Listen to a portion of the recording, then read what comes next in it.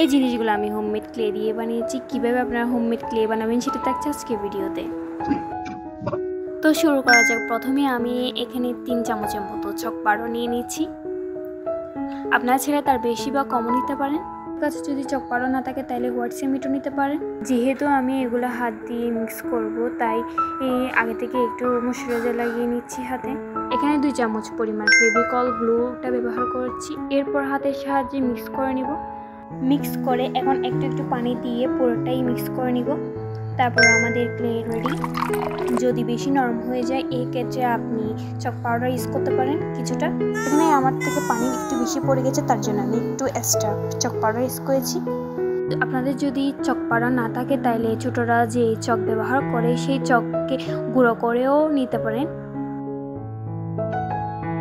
Mix করার পর এটি দেখতে এমনই হয়েছে। এখানে কিছুটা ক্লে নিয়েছি। এখন আমি এই ক্লে দিয়ে ওয়াটারমেলন শেপ করে নিব আর একটা রাউন্ড শেপ করে নিব। রাউন্ড শেপের উপরে আমি অরেঞ্জ পেইন্ট করব।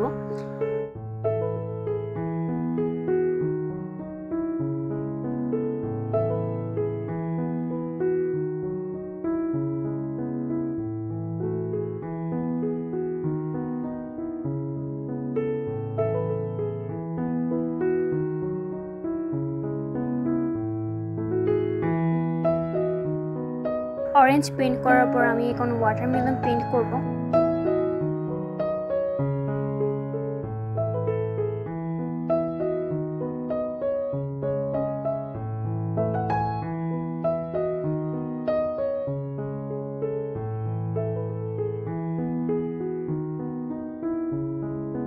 পেইন্ট করার পর আমি একদিন শুকাতে দিব। এরপর আমি ভার্নিশ ব্যবহার করব কালার উঠে না যাওয়ার জন্য।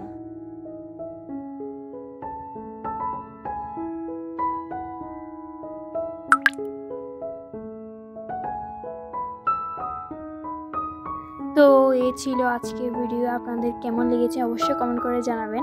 এখান থেকে আপনাদের কোনটা বেশি ভালো লেগেছে, অরেঞ্জ নাকি ওয়াটারমেলন।